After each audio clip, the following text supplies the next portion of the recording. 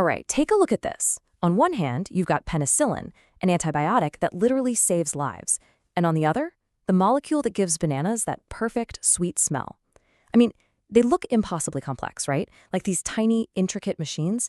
So the big question is, how on earth do chemists actually build these things from scratch? Well, it's not magic, I can tell you that. It's more like architecture, just on a molecular scale. And today, we are going to break down the blueprint. You see, the secret is to start thinking like an architect. Every single complex molecule is basically a construction project. And to build it, you need a really powerful toolkit.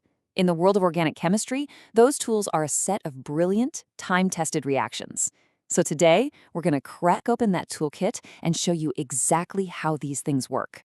So, here's the game plan for our tour. We're going to hit 4 of the greatest hits in molecular construction.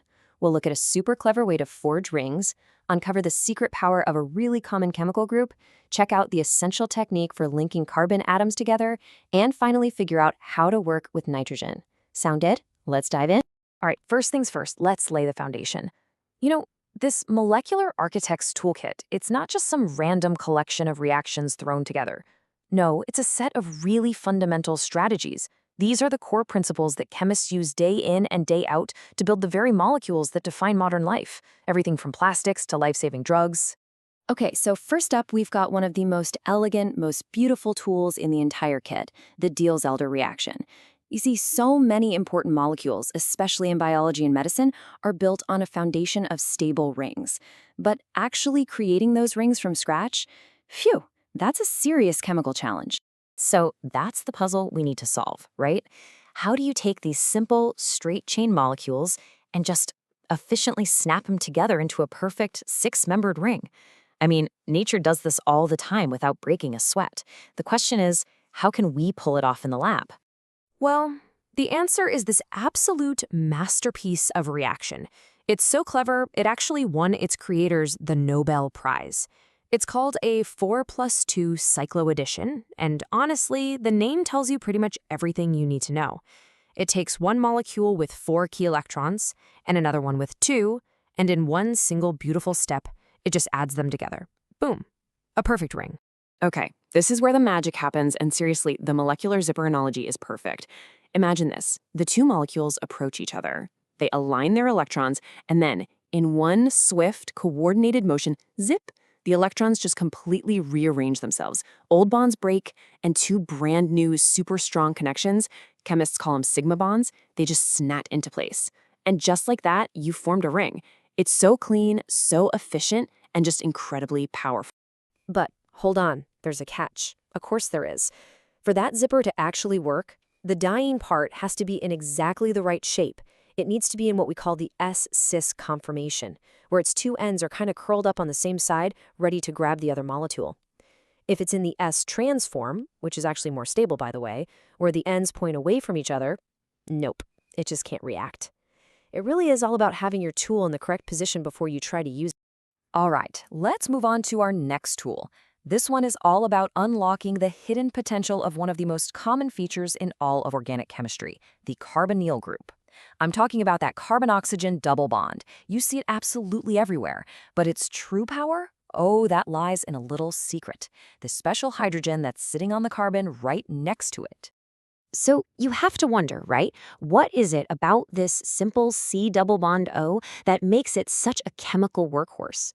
Why is this one little group at the heart of so many reactions that build up all this amazing molecular complexity? The answer has a name. It's called an enolate ion. Here's what happens. When a base comes along and plucks off that special alpha hydrogen, it creates this. The negative charge that gets left behind is spread out across the molecule, and that transforms the carbon atom into a powerful nucleophile. And you should really think of a nucleophile as a molecular grappling hook. It's now armed and ready to reach out and forge a brand new connection. And look, the numbers here just don't lie. We measure acidity with a value called pKa, and all you need to remember is that the lower the number, the more acidic it is. Now, a normal carbon-hydrogen bond, it has a pKa way up above 40. It's incredibly stubborn. But that one right next to a carbonyl, its pKa plummets down to around 20. Now, that might not sound like a huge drop, but because pKa is a logarithmic scale, that difference is astronomical. It means that hydrogen is a trillion times easier to remove. That is the secret sauce. That's what unlocks this whole new world of reactions. All right, so we've forged our molecular grappling hook. Now for the fun part, actually using it to build something. This next set of tools is all about the most fundamental act in all of molecular construction, linking carbon chains together to make bigger, cooler, more interesting structures. And the classic example here is the aldol condensation. The logic is just so simple and elegant. Step 1, you make your analate grappling hook. Step 2, that hook reaches out and attacks the slightly positive carbon of a different carbonyl molecule. And step 3, you just clean up and neutralize the intermediate. And bam, just like that, you've stitched two molecules together. You've made a brand new carbon-carbon bond. But what if you need a little more precision? I mean, the aldol is great, it's a fantastic tool, but sometimes you need, like, surgical control. For that, chemists turn to really clever techniques like the Molinock ester synthesis. Think of this method as using a laser guide. It lets you add the exact carbon chain you want right where you want it. So, how does it pull off this incredible precision? Well, the best way to think about it is like construction scaffolding. The starting molecule has these two ester groups that act as the scaffolding. They make the hydrogens in the middle even more acidic and super easy to remove. This scaffolding holds everything perfectly in place, letting you add your new piece with total accuracy.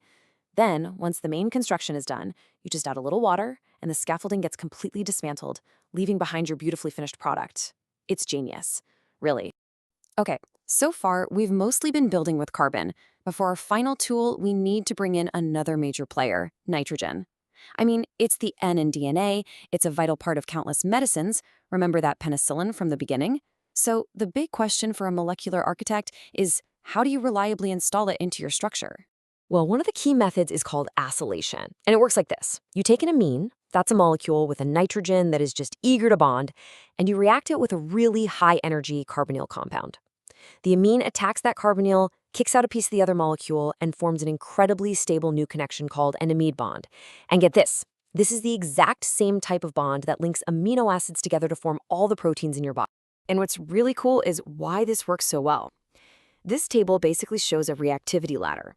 It's super easy to start with something highly reactive up at the top, like an acid chloride, and then react it to form anything that's below it on the ladder. And notice where the amide is. It's right at the very bottom. It's the most stable of the bunch. That's why the reaction is so effective. It's literally like rolling a ball downhill. You're going from a high-energy state to a low-energy state, and you're creating a rock-solid bond in the process. And for those times when you need the ultimate precision, there's another specialized tool called the Gabriel synthesis. You see, sometimes just adding an amine can get, well, messy. It can react more than once, and you end up with a mixture of different products. The Gabriel synthesis gets around this by using a clever disguise for the nitrogen. This allows it to deliver exactly one nitrogen group right to your target. It's really the difference between using a big paint roller and a tiny fine-tips brush. So, let's do a quick recap of our toolkit, shall we? Forging rings, we've got the Diels-Alder reaction. Activating carbonyls to act as grappling hooks, that's enolate formation.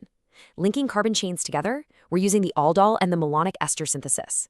And incorporating nitrogen, we've got acylation of amines. These really are the workhorses, the absolute greatest hits of organic synthesis. When you think about it, from life-saving medicines to the materials inside our smartphones, these fundamental tools have literally built the world we live in. They represent generations of discovery, of trial and error, of pure human ingenuity. And now that you've had a peek inside the toolkit, the only real question left is, what will the next generation of molecular architects build?